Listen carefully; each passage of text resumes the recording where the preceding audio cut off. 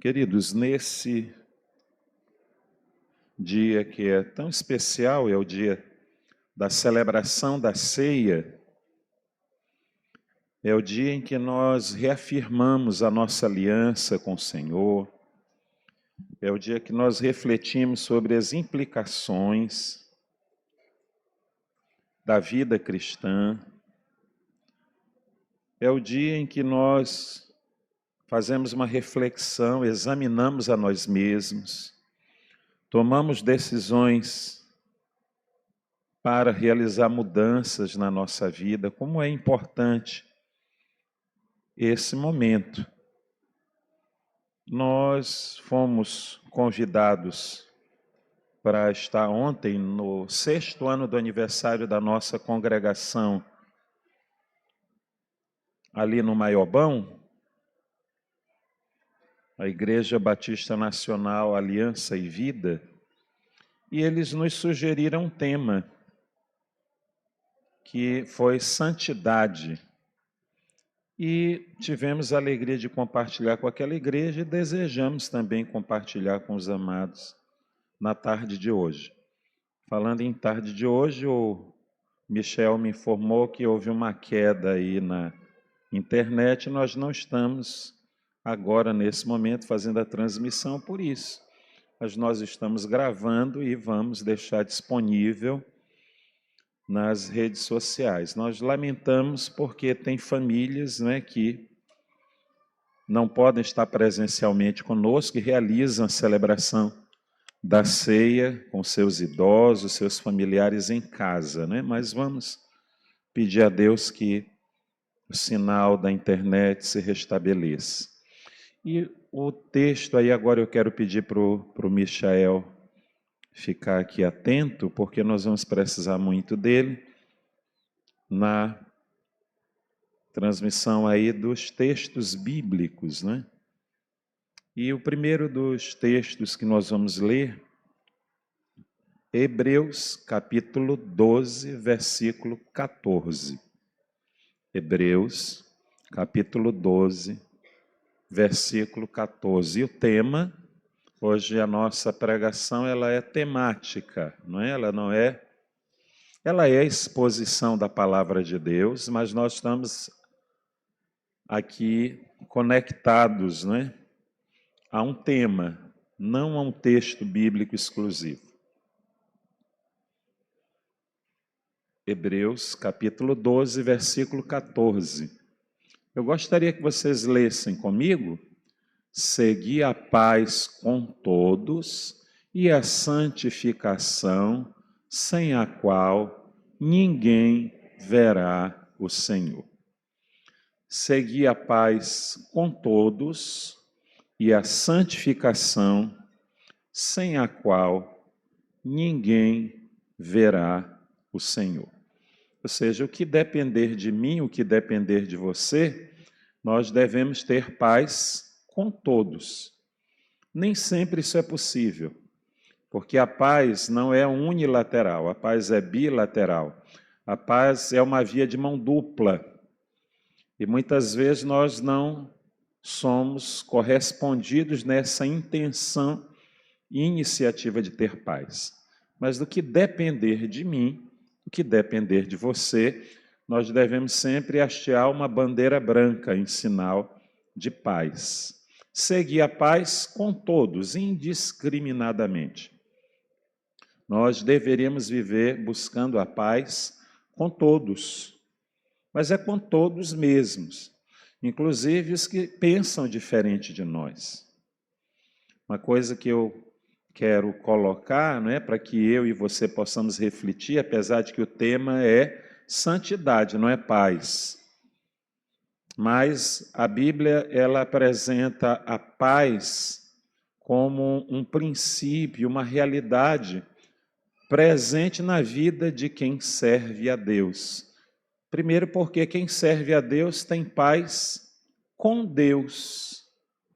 Quem serve a Deus tem a paz de Deus, Então nós precisamos ser mensageiros, porta-vozes da paz. A gente vive num mundo em guerra, Mas o que é importante nós lembrarmos que a nossa guerra é de ideias, a nossa guerra é de valores, a nossa guerra é de princípios, mas a nossa guerra não nos dá autoridade e direito para sair ofendendo, machucando, ainda que nós tenhamos conceitos diferentes. Mas para eu não correr o risco de sair do tema de santidade e migrar para a paz, né?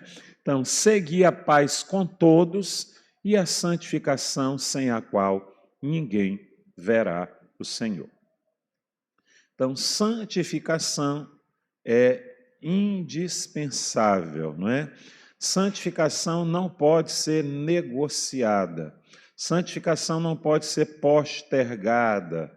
Santificação é algo que eu e você devemos fazer como prioridade para a nossa vida hoje. Agora nós vamos fazer um breve passeio na história para nós pensarmos em santidade na vida da igreja, tá? E nós não poderíamos falar de santidade sem lembrar dos nossos irmãos, os denominados puritanos. E nós já vamos saber quem são eles. E até desmistificar para muitos, né, que desconhecem a história dos puritanos, porque o nosso adversário ele tem um poder de deturpar, não é? E é uma fake news, não é uma fake news em relação a essa palavra puritano. Hoje, quando você quer ofender alguém, você diz, porque você é uma pessoa puritana, né? Então, essa expressão, ela pode ter conotações as mais diversas, mas nós queremos falar de um movimento que é resultante de uma decisão. A palavra puritano, ela deriva da palavra purificação. E essa realidade foi uma realidade muito presente na história da nossa igreja. E nós temos pessoas que conseguiram viver, aplicar o princípio da santidade na sua vida prática. E aí nós queremos compartilhar com eles alguns princípios, né? Então, os puritanos, eles escreveram muito sobre viver uma vida santificada. É por isso que falar de santidade e não falar dos puritanos, né, é deixar muito aquém o que se poderia aprender sobre santidade com quem viveu em santidade na vida prática, na vida cotidiana da igreja. Pouco do que eles pregaram e escreveram contém qualquer coisa que seja estranha ou única no que diz respeito à teologia bíblica. Então, eles deixam para nós uma herança doutrinária acerca de como viver uma vida em santidade. O puritanismo foi um movimento religioso muito influente na Inglaterra, tendo posteriormente se tornado a principal tradição religiosa dos Estados Unidos da América. Eles enfatizavam o quê? A pureza, eles enfatizavam a integridade do indivíduo e uma vida como igreja e sociedade vivendo em santidade. Eles lutavam pela purificação da igreja, descartando elementos arquitetônicos. Então, com o movimento dos puritanos, se tirou como meta das igrejas a construção de templos suntuosos, não é? Que ostentavam riqueza, que era uma realidade comum no meio católico desde a Idade Média. Eles também enxugaram a liturgia e os princípios cerimoniais na prática do culto. Então, a vida cristã para os puritanos deveria ser uma vida simples e uma vida pura e bíblica.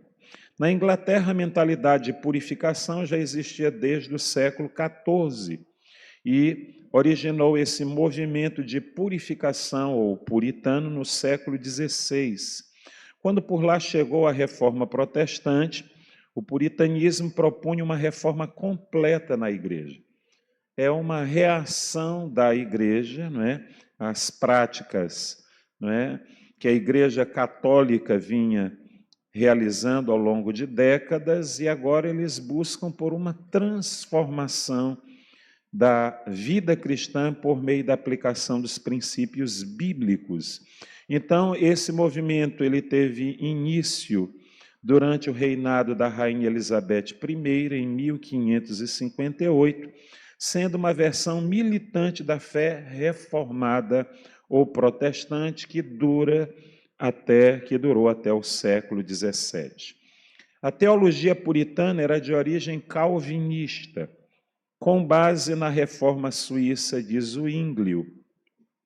O governo de suas igrejas era presbiteriano, que é um governo coletivo com presbíteros eleitos pela própria igreja, ou seja, agora rompe com o papado, rompe com os cardeais, bispos, né? Então é uma outra forma de governar a igreja, através de um governo coletivo, através dos presbíteros eleitos pela própria igreja. Ou um governo congregacional, que é o nosso caso, é um governo congregacional. Governo congregacional é o governo em que toda a congregação participa das decisões da igreja.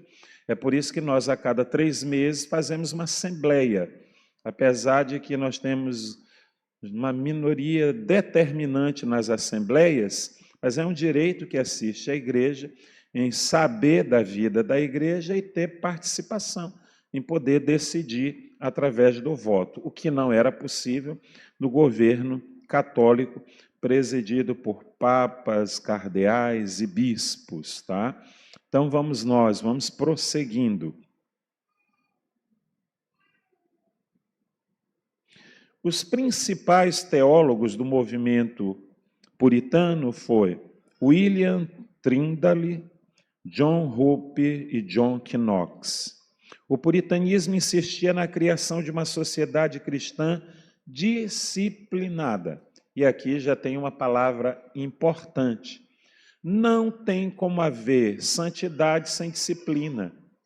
Uma pessoa indisciplinada, ela terá muita dificuldade em viver uma vida em santidade. Santidade requer disciplina. E tem um best-seller, né, que é Celebração da Disciplina, que é do Foster. Ele escreveu esse best-seller que nos apresenta as disciplinas essenciais, elementares a uma vida de santidade. E nós já sabemos que as disciplinas da vida cristã consistem em oração. Não há santidade sem oração. Uma pessoa que não ora não pode viver vida santa, porque vida santa é uma consequência de uma vida que se relaciona com Deus. Para nós nos relacionarmos com Deus, é necessário que nós nos comuniquemos com Ele. Nós também não podemos desprezar o estudo bíblico, a meditação, as Sagradas Escrituras e a vontade de Deus revelada a nós. Como é que eu vou viver em santidade me relacionando com Deus se eu não conheço a sua vontade revelada por meio das Sagradas Escrituras? O jejum, não é? O jejum é algo muito negligenciado pela igreja, não é? Nós negligenciamos, apesar de que o jejum ele é essencial, inclusive para a nossa saúde física. Hoje as mídias falam muito de jejum intermitente, é o que a Bíblia já vem ensinando ao longo de séculos. Nós não devemos utilizar o método do jejum como regime, porque privação de alimento é regime. Mas privação de alimento para se dedicar à devoção, à comunhão com Deus, por meio da oração e a leitura bíblica, aí é jejum, não é? Então, não confunda regime com jejum. Mas, se nós melhor avaliássemos, não é, aplicaríamos mais esse princípio de uma comunhão com Deus por meio do jejum. Então, a adoração é um princípio bíblico para a nossa disciplina, nosso relacionamento com Deus. E se você tiver interesse de conhecer mais, né, nós temos disponível aí alguma literatura que podemos contribuir com quem assim desejar. Então, o puritanismo insistia na criação de uma sociedade cristã disciplinada e que a nação inteira pudesse vir a fazer uma aliança com Deus. E foi exatamente isso que aconteceu na Europa naqueles dias, tá? Então, que nós possamos, né, ser influenciados por esses princípios da fé cristã, esses princípios vivenciados pelos puritanos, aplicando na nossa vida nos nossos dias. O que é especial sobre a visão puritana da santidade é a sua plenitude e equilíbrio. Uma palavra muito importante, equilíbrio. Plenitude, a totalidade do ser. Eu não posso negligenciar áreas da minha vida em valorização de outras. Um indivíduo que vive uma vida em santidade deve entender que a santidade é um princípio que permeia toda a vida humana. Se eu busco a Deus em uma vida em santidade, no exercício dos meus dons e talentos para o reino de Deus, eu não posso sacrificar a minha vida pessoal, eu não posso sacrificar a minha vida profissional, os meus negócios. A santidade, ela envolve toda a vida. E eu acho interessante essa palavra equilíbrio, não é? Que nós possamos viver uma vida equilibrada. Só que o equilíbrio é um lugar a ser perseguido a todo instante. Quando eu penso em equilíbrio, eu lembro do equilibrista no circo, no palco, não é? Empreendendo todos os esforços, todas as suas habilidades para manter sustentado, não é, no ar um objeto como um prato, o que seja, não é? Traga sempre à sua mente a figura de um equilibrista e aí é fácil você lembrar das implicações de uma vida equilibrada. Requer vigilância, atenção constante. Então, se você vive uma vida desatenta, uma vida por osmose, uma vida no automático, dificilmente você vai viver uma vida equilibrada dentro do princípio de uma vida de santidade. Vamos falar da definição puritana de santificação, né? A definição puritana clássica de santificação é bem conhecida e nós vamos encontrá-la onde? No Catecismo Westminster, nas questões 35 e 36. Então, o que é santificação? Santificação é obra livre da graça de Deus. É um Deus Senhor soberano e a santificação é uma iniciativa de Deus. É uma ação divina em conjunto com a disposição humana. É Deus agindo em o nosso favor. A iniciativa de uma vida de santidade, ela parte do próprio Deus. E é graça, é favor de Deus na minha vida. Não é mérito. A gente tem que acabar com essa ideia da meritocracia. Não é mérito meu, não é? Eu fico assim, não é? Quando a gente fala assim de alguém, não é? É aquela irmãzinha, nada contra as irmãzinhas. Você já viu tanto que ela ora, não é? E a gente acaba atribuindo àquela pessoa um mérito que ela não tem. Porque diante de Deus nós não temos mérito algum, é graça.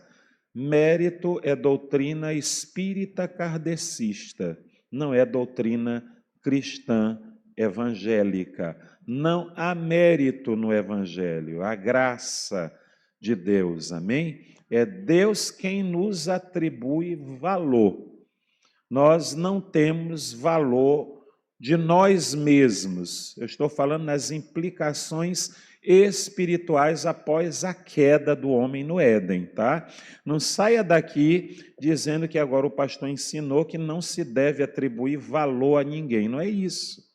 Eu estou falando no que diz respeito às questões espirituais. Diante de Deus, nós comparecemos de mãos vazias. Amém? Os irmãos entendem isso, deem um glória a Deus, louvado seja o seu nome. Mas é graça, é favor de Deus em nosso favor. Então, a santificação é obra livre da graça de Deus, pela qual nós somos renovados. É Ele quem nos deu vida, outrora estando mortos em delitos e pecados, tá? Então, nós fomos renovados em todo o nosso ser. A renovação da mente, que a conversão opera na vida do crente, é para permear todo o ser. Então, nós não podemos deixar áreas da vida sexual degeneradas e as demais áreas santificadas. Não. É santificação em todo ser. Todas as áreas das nossas vidas devem ser santificadas. Não, nos meus negócios eu tenho uma conduta diferente, não é? Como algumas vezes, não é, no aconselhamento pastoral, algumas pessoas buscam ajuda e orientação, mas aí quando chegam em determinadas áreas, aí as pessoas dizem assim, quanto a isto eu tenho a minha própria opinião. Não, vida cristã não prioriza opinião própria. Vida cristã prioriza direção divina, é o que Deus diz. A direção, o caminho é Jesus, e por ele eu trilho. Os irmãos entendem isso? Digam amém. Então vamos nós. Eu sei que isso mexe com a gente, né? É um tema, mas hoje é dia de refletir. Examine-se, pois, o homem a si mesmo, e assim coma do pão e beba do cálice, tá? Então, nós somos renovados em todo o nosso ser, renovados de que maneira? Segundo a imagem de Deus. Então, o padrão de referência para uma vida de santidade não é o pastor. O padrão de referência para a santidade não é o meu líder, embora é responsabilidade do líder e do pastor e de todo cristão ser um bom testemunho para a glória de Deus. Mas é o próprio Deus quem é a referência. Eu e você estamos sendo transformados de glória em glória à perfeita imagem de Cristo Jesus. Ele é o padrão. Ele é o modelo. Então, que eu e você possamos entender isso, em o nome do Senhor Jesus, em todo o nosso ser, segundo a imagem de Deus, habilitados a morrer cada vez mais para o pecado e a viver em retidão para a glória de Deus. É fazendo morrer a nossa natureza caída, pecaminosa, é fazendo morrer, é matando, é colocando a espada sobre o pecado. Se nós não tivermos como prioridade, né, derrotarmos o pecado, nós não seremos bem-sucedidos. Quais são as bênçãos provenientes nesta vida da santificação? Então, tudo que eu for falar aqui está baseado na doutrina dos puritanos acerca da santificação. Pastor, mas por que a doutrina dos puritanos? Eu acredito que depois da igreja primitiva, os que mais conseguiram trazer para a realidade prática da vida da igreja uma vida de santidade foram os puritanos. Nós temos também outras direções para uma vida de santidade. Por exemplo, o movimento liberal, que não atribui às Sagradas Escrituras o poder que de fato elas têm, né? O Augusto Nicodemos disse que o problema dos puritanos é com os liberais, é com o próprio Deus, não é com a Bíblia, é com o Deus da Bíblia, que o negam. Então, se você for estudar santidade à luz da teologia liberal, ela vai colocar toda a vida de santidade dentro de um contexto único e exclusivamente ético. Tira Deus da história. Então, se você for, inclusive o John Wesley tem grande contribuição também para a fé cristã, é um doutrinador também da igreja cristã, mas ele já tem uma perspectiva um tanto quanto que diferente do movimento puritano, não é? Embora ele tenha dado grande contribuição. Então, teologicamente, quem mais contribuiu depois da igreja primitiva para a compreensão de santidade na vida prática da igreja foram os puritanos. Por isso que nós estamos trazendo essa compreensão. Então, quais são os benefícios? Primeiro, para uma vida prática, é a certeza do amor de Deus. Quem busca viver em santidade, vive em comunhão com Deus, por meio da oração, por meio da leitura bíblica, por meio de um coração humilde, uma coisa importante. Não há santidade sem humildade. Sem o reconhecimento, como disse Davi, que nós somos pobres e necessitados, totalmente dependentes de Deus. Uma pessoa arrogante, prepotente, ela não tem uma vida de dependência, ela é autossuficiente. E na sua autossuficiência não haverá santidade. Então, humildade e santidade andam de mãos dadas. Então, quem tem uma vida em santidade tem certeza do amor de Deus. Por quê? Porque com ele se relaciona. O Espírito Santo, que convence o homem do pecado, da justiça e do juízo, ele fala ao seu coração. Com muita frequência, tem pessoas que chegam ao meu gabinete e chegam entristecidas e dizem assim: pastor, eu acho que eu pequei contra o Espírito Santo. Eu digo, o simples fato de você estar aqui na minha frente já prova que você não pecou contra o Espírito Santo. O que é pecado contra o Espírito Santo? É atribuir ao diabo a obra que Deus está realizando. Os líderes religiosos que tinham conhecimento das profecias acerca de Jesus, que eram doutores em Bíblia, eles não eram só pessoas que conheciam a Bíblia, eles tinham uma certificação religiosa de que tinham autoridade para exercer liderança como mestres, doutores da Bíblia, doutores da Torá. Então não era qualquer um, eram pessoas com consciência e com conhecimento. E o que eles fizeram? Viram as obras realizadas por Jesus e atribuíram ao diabo, disseram que Jesus realizava os milagres por meio do espírito de Beelzebu.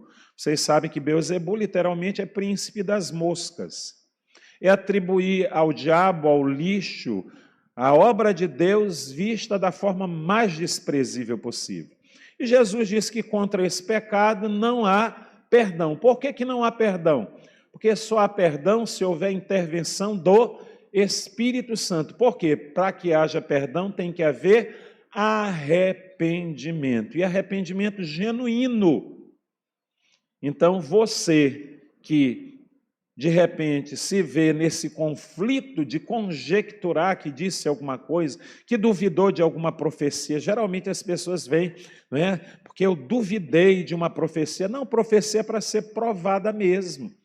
O apóstolo João diz que nós temos que provar os espíritos para saber se procede de Deus. Uma pessoa me dá uma profecia, eu não sei se provém do diabo, se provém da carne ou se provém do céu. Eu tenho que provar. Eu tenho que experimentar. Eu não acredito nessa história de alguém que vem me dizendo alguma coisa que é Deus que está mandando ela me dizer e já começa a me ameaçar, não é? Ai de ti se não creres. Já está provando a falência dessa profecia. Já está porque a Bíblia diz que é para nós provarmos os espíritos. A gente tem que ter, para isso tem na igreja um dom chamado discernimento de espíritos. E a Bíblia diz que as profecias têm que ser provadas. O que eu não posso é julgar o profeta, porque a vida do profeta compete a Deus. Mas pelos frutos nós conhecemos as árvores. E a gente tem que ter sabedoria e inteligência, não é? Para isso Deus te deu essa massa encefálica aí, para você fazer bom uso dela. E uma coisa que a igreja precisa fazer é pensar também de forma própria, individual e pessoal. Eu tenho que pensar por mim mesmo. Porque Ezequiel vai dizer que cada um dará conta de si mesmo. Então eu tenho que pensar por mim mesmo. Porque em um momento eu vou comparecer diante de Deus e por mim mesmo eu haverei de prestar contas dos meus atos, amém?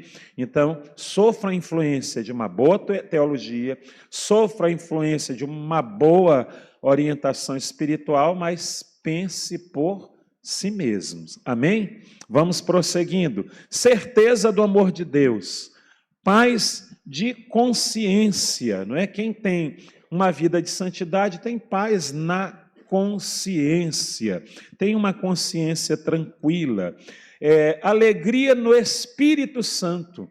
Quem tem um bom relacionamento com Deus por meio de uma vida aceitável e agradável a Deus, porque é uma vida santa, tem alegria no Espírito Santo. Salmo 51, quando Davi peca, a primeira coisa que ele perde não é a salvação. Eu não acredito em perda de salvação, porque não há nada que eu possa fazer para perder algo que nada fiz para ganhar. Eu não fiz nada para ganhar salvação, é dádiva de Deus, é graça de Deus. Ela foi me dada por Deus. Não foi nem eu que aceitei Jesus, foi Jesus quem me aceitou. Eu só me rendi diante do seu amor. Às vezes tem que aceitar Jesus, dá uma prepotência, né? Aí tem uns que oferecem Jesus como se ele fosse banana em fim de feira, né? Fica empurrando a qualquer preço. Não, foi ele quem me aceitou, a iniciativa foi dele, ele me amou primeiro. Pense no amor incomparável, inesgotável, né? Esse amor santo com o qual ele nos ama. Então, quem vive em vida de santidade tem paz de consciência. Essa paz de consciência não é porque você não peca, porque o apóstolo João disse que quem diz que não peca, esse é mentiroso, já está pecando. Quem diz que não peca já cometeu um pecado, é em mentir. Porque nós temos uma natureza inclinada, não é? É o que eu, nos aconselhamentos, eu chamo de fraquezas. Uma pessoa arrependida chega diante da gente confessando o seu pecado, a gente tenta o quê?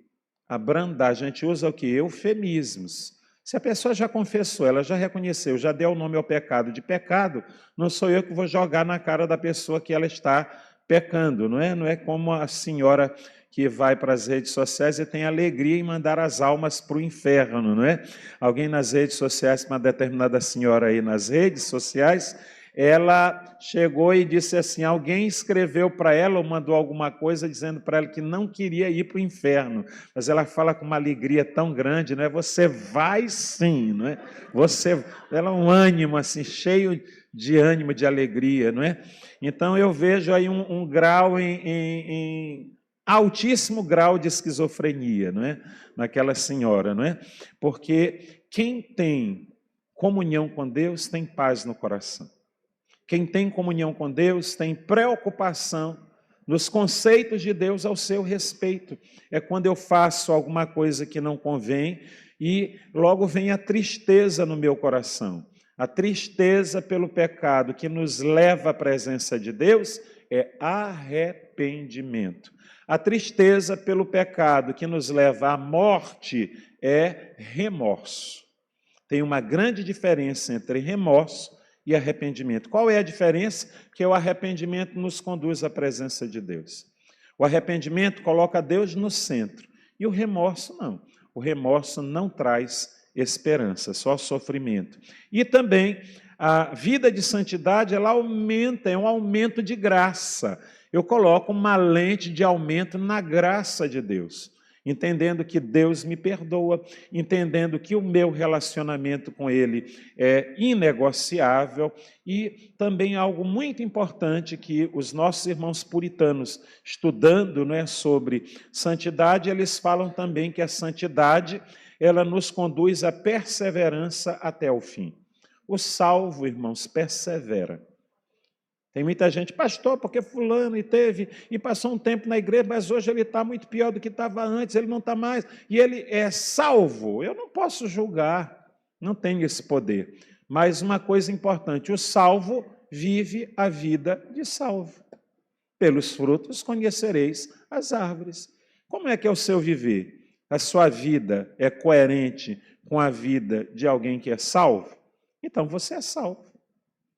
Se você não tem coerência na vida do salvo, você ainda está aguardando pela intervenção de Jesus em seu favor para lhe garantir a vida eterna, para lhe dar salvação. Quem é salvo persevera até o fim. O salvo é que nem brasileiro, não desiste nunca. Nós não negociamos a nossa vida de santidade ao Senhor. E é bom lembrar que santidade nada tem a ver com moralismo. Moralismo é uma coisa, santidade é outra. Tá? A santidade vai muito além de costumes. Os costumes revelam a nossa santidade. É o meio pelo qual nós revelamos. A forma como nós nos vestimos revela o nosso relacionamento com Deus. Tá? Eu não estou falando do uso do brinco, do batom, mas a forma. Você se veste de forma decente, você tem o Espírito Santo como um semáforo, a todo tempo sinalizando, conduzindo a sua vida, direcionando. Então, o salvo não desiste nunca, o salvo vive a vida de salvo. Vamos prosseguindo e olhando ali, porque tem aqui a nossa ceia, para não sacrificar o tempo da ceia. Vamos prosseguindo. Qual é o trabalho da santificação? É para que nós sejamos conformados, moldados, assumir a forma da imagem de Cristo Jesus. O trabalho da santificação é Deus esculpindo em mim e em você a perfeita imagem de Cristo Jesus. Esse é o trabalho de Deus, nos moldar à imagem de Cristo, não é? A pastora Verbena um dia falou aqui, não é? E eu sempre plageio as falas dela, não é?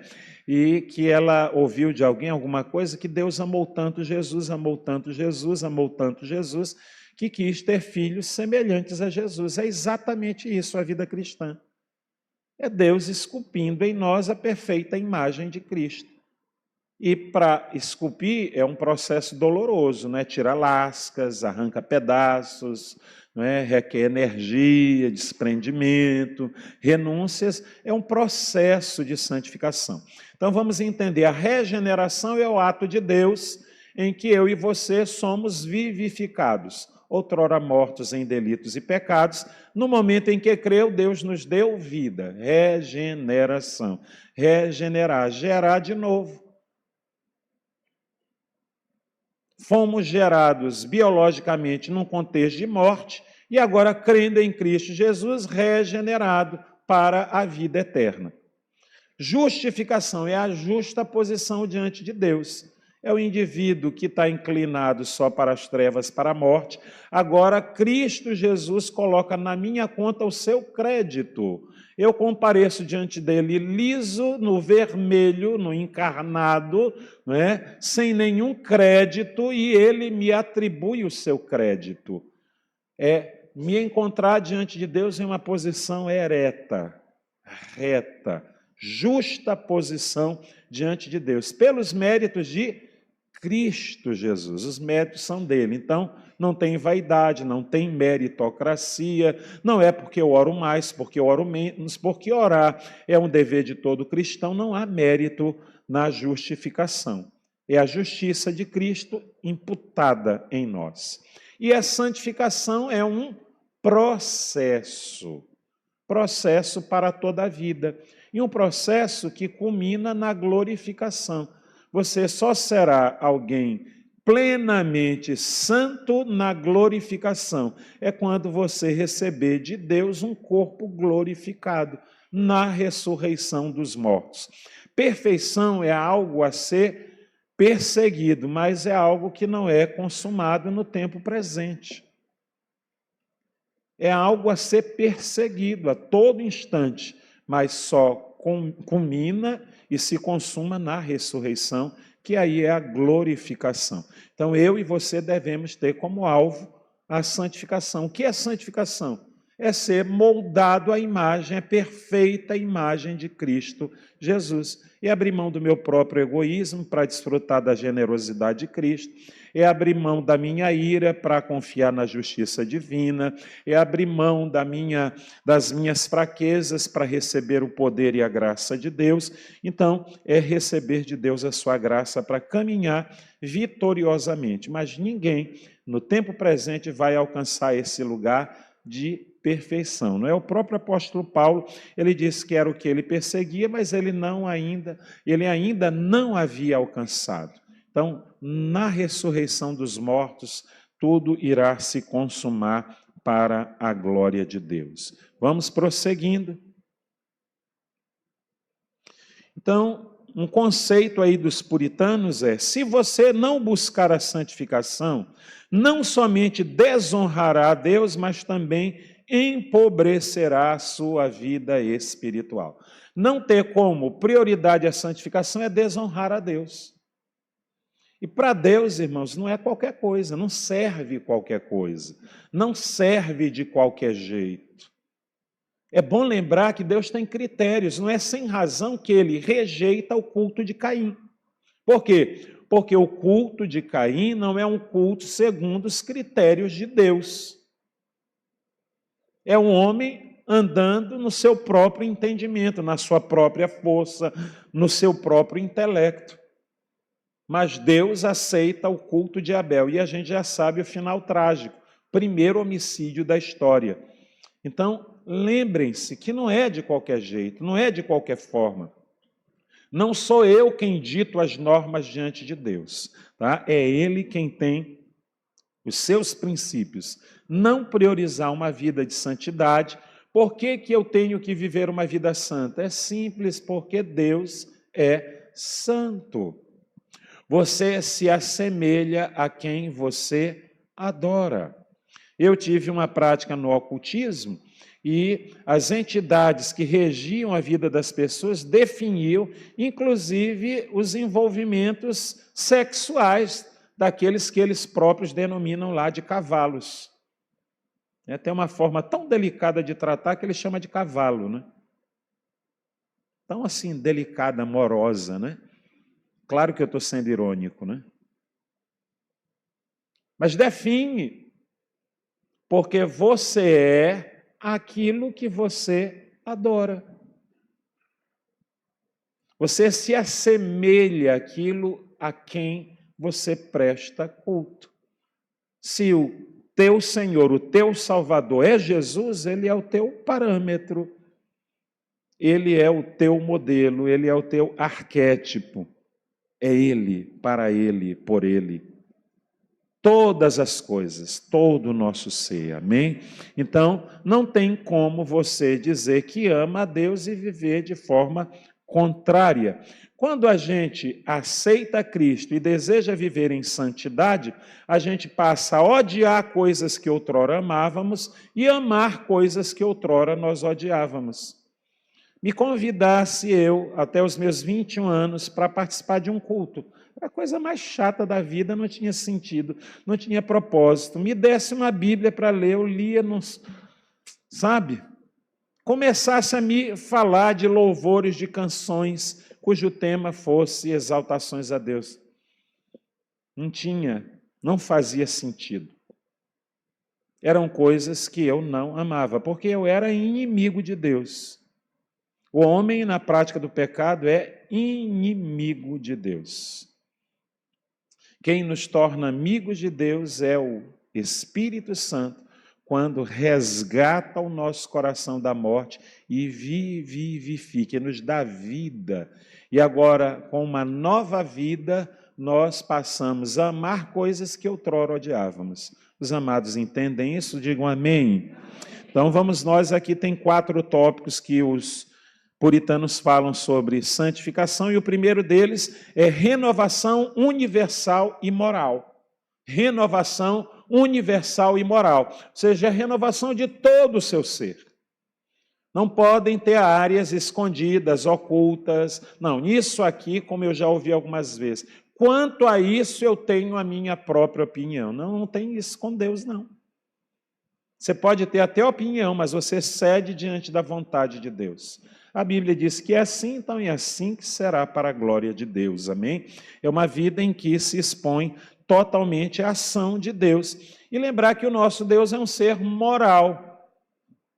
Então, santidade implica uma vida moral. Aí não é moralismo, porque o moralismo não é irmão gêmeo do farisaísmo. É você exigir aos outros determinadas condutas que você mesmo negligencia. Então, para com o moralismo. Primeiro, a santificação para os puritanos era uma obra divina de renovação envolvendo uma radical mudança de caráter. Santidade implica mudança de caráter. é a substituição de valores. Valores que outrora eu nutria, mas que agora eu abro mão. Não é? Às vezes, e eu já testemunhei isso, não é? Pessoas, e aí tem o exemplo bíblico, não é? Vamos trazer a Bíblia. Os que mais falavam acerca de dons espirituais, que a igreja de Corinto, foi a igreja chamada por Paulo de carnal. Ele não chamou nenhuma outra igreja de carnal, mas chamou a igreja de Corinto de carnal. Então tem muita gente que mascara a sua imoralidade, a sua falta de valor moral com uma falsa espiritualidade. Então tem gente que tem muitos carismas, mas tem pouco caráter. E é bom ter cuidado, porque às vezes as pessoas que tornam muito público os seus carismas, não é? Elas querem mascarar a sua falta de caráter. Às vezes é uma forma que a pessoa tem de enganar, porque o ambiente da igreja é o ambiente mais suscetível para psicopatas, porque é um ambiente de controle. Os psicopatas amam ter controle sobre as vidas das pessoas. É um ambiente de controle. Às vezes, pessoas com pouca informação, com pouca formação, elas exercem controle sobre a vida de pessoas com muita informação e muita formação. É um ambiente de controle, né, em que você assume liderança. Outra coisa importante que o ambiente da igreja é um ambiente da fé. E tem muita gente com má fé que vem explorar a sua e a minha boa fé. Então, nunca na história da igreja se precisou tanto de uma ação poderosa do Espírito Santo nos dando discernimento. Tem que haver discernimento. Veja se há coerência com aquilo que se fala, com aquilo que se faz. A começar de mim. Você que acompanha a minha vida, vê se há coerência. Será que essa conta fecha? Será que essa conta bate? Não é? Vou dar um desconto sabendo que ele é suscetível de erro, de falha, como qualquer um. Mas será que tem alguma coerência? Tem que haver coerência. Se não houver coerência, é hora de repensar. Deus opera no coração e, como resultado da mudança de coração, um novo caráter. Gente que vem para o evangelho e diz, não mudou nada na minha vida. Então não houve novo nascimento, que muda tudo. A maneira de ser, a maneira de agir, a maneira de pensar, muda tudo, é uma ressignificação. A obra da renovação, ela é universal. Isso significa que ela toca e afeta cada área da vida inteira de uma pessoa. Tudo isso aqui são resultados de estudos de homens e mulheres que priorizaram uma vida de santidade. 1 Timóteo, capítulo 4, versos 4 a 5. Vamos lá, que eu tenho só mais 15 minutos e eu preciso concluir para começarmos a celebração da ceia. Pois tudo que Deus criou é bom e recebido com ações de graças, nada é recusável. Versículo 5. Porque pela palavra de Deus e pela oração é santificado. Aí aparecem duas disciplinas espirituais. Richard Foster, Celebração da Disciplina, um excelente livro para você ler. A primeira das disciplinas é a palavra de Deus, estudo bíblico, meditação das Sagradas Escrituras e a oração. E é Deus quem opera, havendo mudança em toda a área da nossa vida. A santificação deve abençoar todas as áreas da existência humana. Vamos ler um outro texto bíblico, 1 Tessalonicenses, capítulo 5, versículo 23. E o mesmo Deus de paz vos santifique em tudo. Tudo. E aí Paulo é muito específico, em todo o vosso espírito, pneuma, são palavras distintas aí no grego, e essa palavra pneuma, ela aponta para uma área imaterial do ser humano que contata com Deus, é por meio do nosso Espírito que nós adoramos, é em comunhão com o nosso Espírito, com o Espírito de Deus que nós oramos, e nas nossas fraquezas o Espírito intercede com gemidos inexprimíveis para que as nossas orações cheguem diante de Deus. A nossa adoração é por meio do Espírito. Mas não é só o Espírito, não é só espiritual a minha vida de santidade, ela também é emocional, alma, e é psique, emoções, vontade. Eu tenho que abrir mão da minha para priorizar de Deus. E lembrar, se eu priorizar a minha, eu vou ladeira abaixo. Aí eu já vim de uma vida ladeira abaixo. Por que é que eu vou continuar descendo ladeira abaixo se eu posso subir ladeira acima até a eternidade para a glória de Deus? De ladeira abaixo eu já vim. Uma coisa que eu acho, tem hora que eu fico assim, Deus, a gente dá umas ideias, né?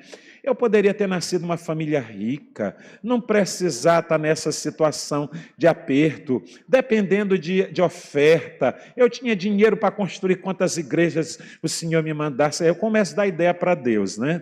Só que não. Né? Eu vim de uma pobreza extrema. Aí eu começo a dar ideia para Deus que poderia ter sido tudo diferente, que eu poderia não ter me envolvido com ocultismo. Agora essa parte negra do meu currículo, né? E começo a falar com Deus.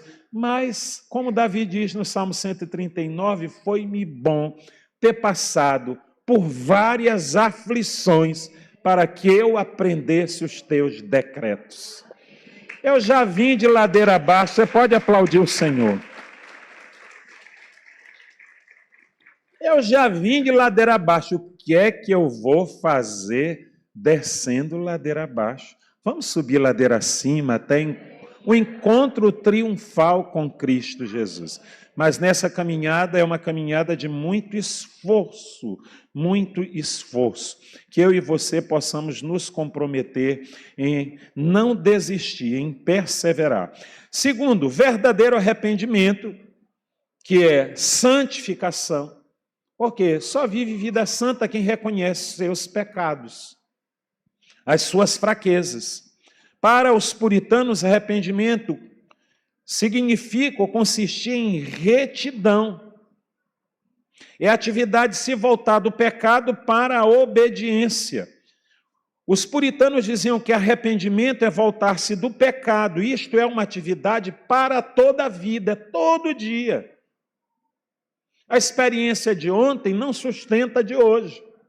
É por isso que alguém vê alguém numa caminhada tão boa, tão abençoada, e de repente encontra esse indivíduo em grandes dificuldades. Porque a experiência de ontem foi para ontem. É que nem maná no deserto. É para cada dia. A santidade de ontem glorificou a Deus, mas a de hoje há de glorificá-lo e Deus há de me dar graça, força e vitória para a glória de Deus, tá? Então nós devemos voltar nossas vidas todos os dias para uma vida de retidão. Os puritanos diziam que arrependimento é uma obra de fé. É crendo. Sem o Espírito Santo não há arrependimento. Ele conscientiza o homem do pecado, da justiça e do juízo. O conceito puritano de arrependimento vai muito mais profundo do que mero remorso. O arrependimento não leva você a dizer apenas eu sinto muito. A ideia de arrependimento certamente começa com essa tristeza pelo pecado, mas ela vai mais profundo, para uma mudança essencial de vida. O evangelho transforma. O evangelho que não transforma não é evangelho. E tem muita gente que em contato com o evangelho, ela deforma. Eu estava ouvindo uma pastora aí na televisão, e ela toda lá, né, parece uma árvore de Natal, e eles trouxeram um grande prejuízo. E na hora que eu vejo, eu mudo. Na mesma hora, eu mudo de canal. Aí Lana estava do lado e me disse assim, mas qual foi o mal que ela te fez? Eu disse, a mim fez grande mal, porque ela trouxe grande prejuízo para a definição do que é um pastor. Então, ela trouxe um grande problema, um grande prejuízo. E eu creio que Deus há de perdoá-la, há de ter grande amor, graça e misericórdia, mas a mim não abençoa, por quê? Porque ela insiste numa teologia que não é bíblica, então é um problema. O que você faz reflete em mim, o que eu faço reflete em você. Por isso, nós precisamos viver uma vida de santidade. Terceiro e o penúltimo aspecto, os puritanos dizem que a santidade é uma guerra santa. É uma guerra a ser lutada todos os dias. A santificação para os puritanos, ela é progressiva, operando através de conflitos. Se você quer viver vida de santidade, lembre-se, você vai viver grandes conflitos. É você negar a si mesmo. É você deixar de fazer o que a carne está tremendo e pedindo para fazer. Santidade sem conflito não é santidade. Quando eu me converti, logo na primeira semana da minha conversão, eu tive experiências horrorosas. Parece coisa inventada, mas óculos sacava da cara, e Deus sabe que eu não estou mentindo, para quebrar a lente do óculos, para que eu não lesse, para que eu não enxergasse, com quase 9 graus, né? Agora eu estou aqui legal porque eu fiz um implante de lente, senão eu não estava enxergando ninguém, não tinha na mínima condição de ler nada aqui. Eu tive uma crise horrorosa com as trevas. E o ex-marido da minha irmã, que inclusive já faleceu, José Medeiros, ele dizia assim para mim: Deus se agrada dessa crise bem aí. E eu, na minha imaturidade, total e absoluta ignorância, eu pensava, mas que coisa é essa? Isso aí não combina com o que eu acredito, o que eu penso acerca de Deus. Como é que Deus vai ficar satisfeito eu nessa crise? Pois saiba que Deus fica muito satisfeito. Ele vê a sua decisão, a sua disposição e o empreendimento de toda a sua força lutando contra aquilo que ele, de fato, reprova, que ele não aprova. Ele não só se agrada, como ele interfere, como ele intervém, como ele age, como ele lhe fortalece. Mas lembre-se que essa realidade, ela implica uma disposição e uma decisão sua. Os puritanos diziam que o conflito é indispensável para a santificação. Não há santificação sem conflito. Mas o que a gente quer? A gente quer que a vida cristã seja uma colônia de férias. Gente, vida cristã não é colônia de férias. Vida cristã é campo de guerra, é campo minado. Eu e você precisamos entender disso de forma muito clara. Os puritanos diziam que enquanto o mundo exerce a pressão ímpia, exteriormente o diabo exerce a função de líder. Ele deseja pegar aquelas pressões externas e usá-las junto com as pressões internas para recuperar o território perdido. Eu tive uma experiência de lutas com ocultismo, envolvimento desde a minha adolescência, então a minha luta espiritual com as trevas não vai ser igual à sua. A mim requer uma vigilância maior. Por quê? Porque eu fui cavar com minhas próprias mãos um buraco maior para me enterrar. Eu fiz escolhas na minha própria vida que elas trazem implicações maiores na minha caminhada com Cristo, e cada um com a sua história. Quem foi se meter com drogas vai ter que lutar contra elas, quem foi se envolver com alcoolismo, quem foi se envolver com pornografia, e assim vai.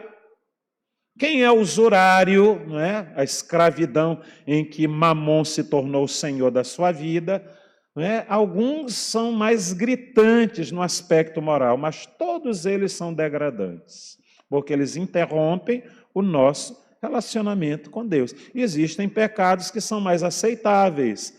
Alguns pecados estão sendo até agora regulamentados, em que devem ser aceitos e aprovados, quando Deus reprova.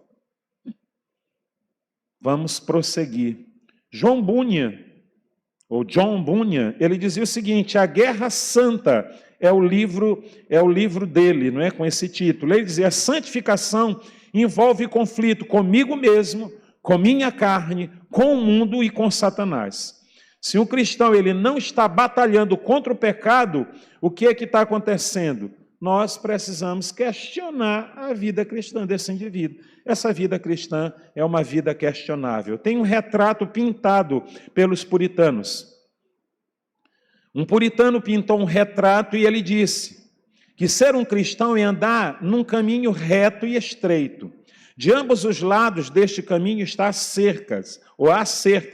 Atrás da cerca, Satanás, tendo todos os poderes do mal ao seu dispor. Ele usa seu exército de demônios e até nossas inconsistências internas. Aquilo que você não é firme, não é? Que você fica, não é, em cima do muro. E nossa tendência de cair em precipitação. Todos nós.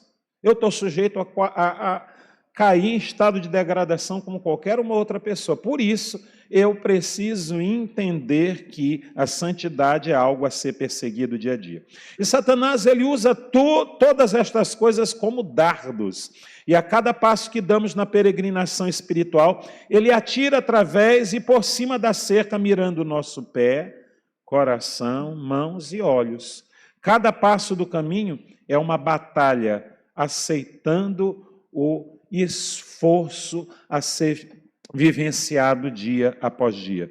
Tem uma outra autoridade chamada Thomas Watson. Ele diz que o caminho para o céu é uma obra suada. A salvação é de graça, mas a vida cristã é cara. E aí eu quero apresentar aqui o último aspecto, trazendo uma ilustração e já concluindo. Um puritano disse que uma mulher que varre o seu mobiliário, ela pode pensar que limpou todo o pó, até que a luz do sol brilhe em seu quarto, revelando todo o pó remanescente. Quanto mais o sol da justiça brilha em nossos corações, embora possamos estar crescendo em santidade, veremos de modo crescente os motivos do nosso coração. Então, a questão importante é: posso me ver crescendo mais e mais em comunhão com o Espírito Santo? O sol da justiça está entrando aí no quarto da sua vida, iluminando, e você está identificando aquelas áreas em que o pó está assentado, mas precisam ser removidos? Eu e você precisamos tomar uma decisão diária. E, encerrando, o ser interno e privado é um outro aspecto da santidade para os puritanos. Em quarto lugar, a santificação puritana é imperfeita. Ou seja, ela não se consuma. É algo a ser perseguido, mas ela é imperfeita, porque perfeição é só na glorificação. Enquanto não recebermos corpos glorificados, imune ao pecado, esse corpo corruptível é sujeito a toda sorte de paixões. E ela é imperfeita, apesar de ser invencível, tá? Então, ela é imperfeita, mas ela não se deixa vencer. Lembre-se, perseverança. O salvo verdadeiro, ele persevera. Então, eu e você precisamos entender. Nesta vida, ela nunca é completa. Nosso objetivo sempre excederá o nosso alcance. Apesar de que a santidade, na sua consumação, nesse tempo presente, ela está um pouco além do meu alcance, mas é algo a ser perseguido. Os puritanos certamente tinham um conceito profundo de pecado e de justiça. Se você acha que a santificação está à sua disposição, é porque provavelmente você tem uma noção rasa da justiça e da santidade de Deus.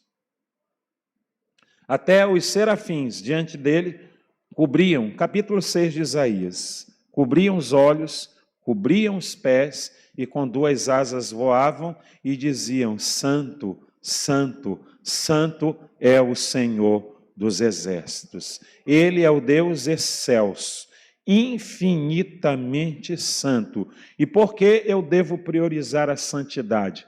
Porque o meu Deus é santo. Sede santos, porque Ele é santo, para a glória de Deus. Pegue na mão de quem está do seu lado, amém? Pode aplaudir o Senhor.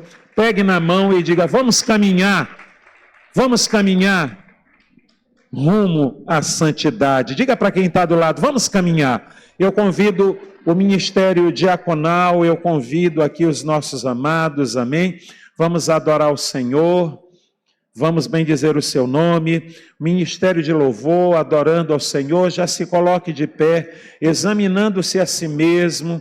Veja qual o pó você tem que tirar dessa mobília. Veja o que é que você precisa tirar dessa mobília, tá bom? Avalie com atenção, avalie com carinho.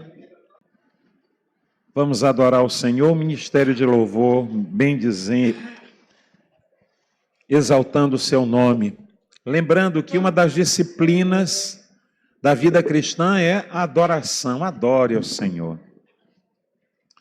Na adoração, nós fortalecemos nosso relacionamento com Ele. Se não me engano, foi Santo Agostinho que disse que quando nós cantamos, nós oramos 2 vezes. Então, adore ao Senhor, ore a Ele por meio das canções. Nesse momento, vamos orar pelo pão, pelo cálice. Querido Deus, nós louvamos o Teu nome. E nós estamos aqui obedecendo a Tua ordem. O Senhor disse, fazei isto em memória de mim. A mesa e o pão foram postos em Teu nome.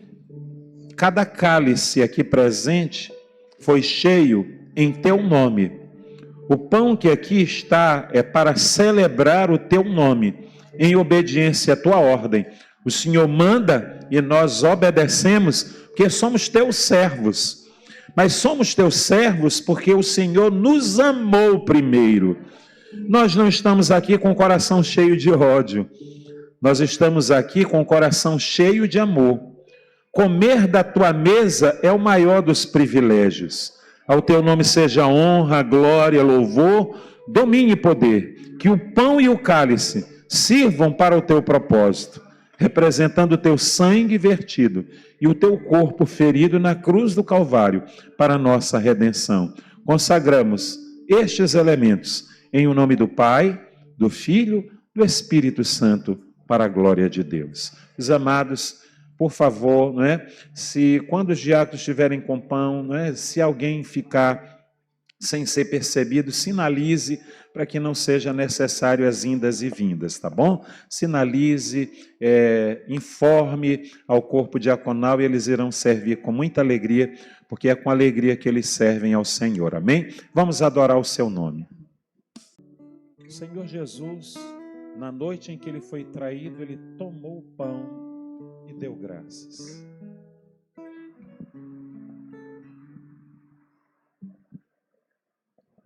Uma vida marcada por gratidão. Tendo tomado o pão, ele deu graças e disse, tomai, comei, este é o meu corpo que é dado por vós. Fazei isto em memória de mim. Nós estamos aqui para celebrar o pão da vida, o pão que desceu do céu.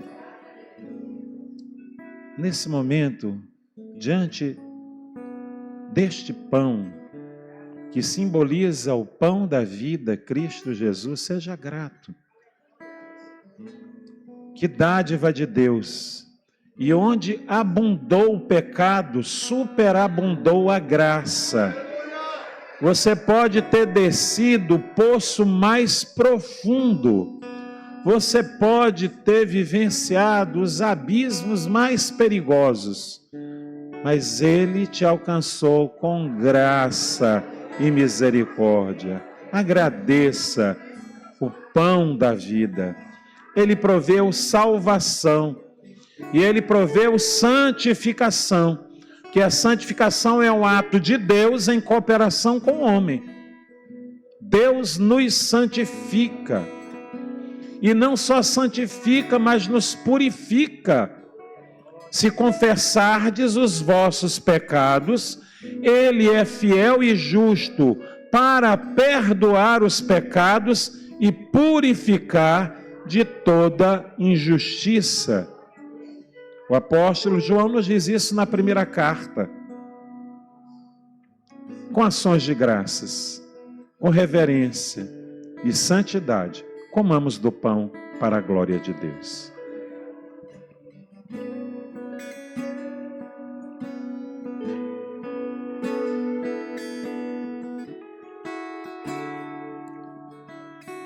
Por semelhante modo, após haver ceado, ele tomou o cálice e deu graça. A graça de Deus em meu favor.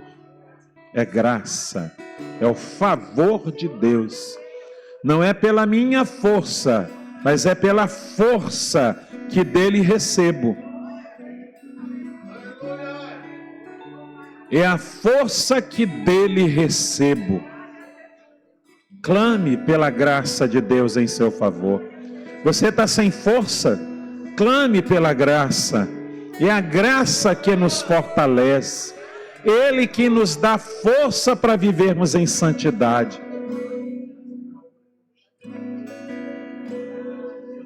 Tendo ceado, ele tomou o cálice e disse: tomai, bebei, este é o meu cálice, o cálice da nova e eterna aliança. Uma aliança que nunca envelhece. É uma aliança que nunca envelhece, que nunca fica obsoleta, nunca. Essa aliança nunca cai em desuso e jamais será substituída por outra. É a nova e eterna aliança no meu sangue. Façam isto em memória de mim, porque todas as vezes que ceardes, é do sangue precioso de Cristo Jesus que nos provemos para a glória de Deus. Com reverência, com adoração, bebamos do cálice para a glória do nosso Deus.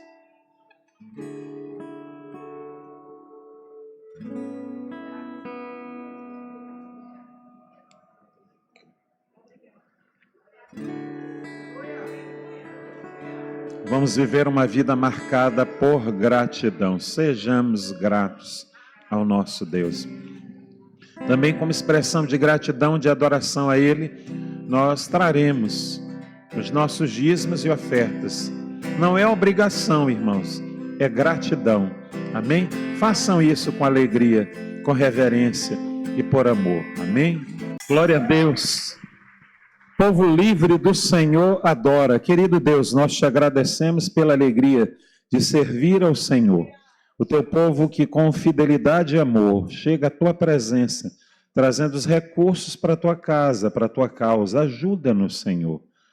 Orienta-nos, guia-nos, para que tudo seja feito de tal forma que o teu nome em tudo seja glorificado. Deus, abençoa o lar, o pão, o vestuário, o calçado, que os teus filhos não gastem mais na farmácia do que gastam no supermercado. Ajuda-nos, Senhor. Os desafios são muitos, mas mais que os nossos desafios é o teu favor e a tua graça. Esforça-nos, dá-nos força para continuar nesta luta, nessa batalha renhida que culmina na tua vinda, numa realidade eterna, desfrutando a tua presença. Louvamos e engrandecemos o teu nome, que tu vives e reinas eternamente. Vamos nos colocar de pé. Muito obrigado porque você se permitiu ser guiado pelo Espírito de Deus e trazido esse tempo de comunhão. Vamos orar? Querido Deus, leva-nos agora na tua paz, guarda-nos, livra-nos do mal, nos ajuda, Senhor, a viver em santidade. O cair é do homem, mas o levantar é de ti. O levantar, Senhor, provém de ti, porque só tu tens força suficiente para nos sustentar. Leva-nos para uma semana de vitória e que o amor de Deus e Pai, a graça de Cristo Jesus, a comunhão, a consolação e o poder do Espírito seja com a igreja de Deus vitoriosa. E o povo santo do Senhor diz... Para quem está perto, uma semana de vitória e de santidade, uma semana de vitória contra o pecado, sobre o pecado.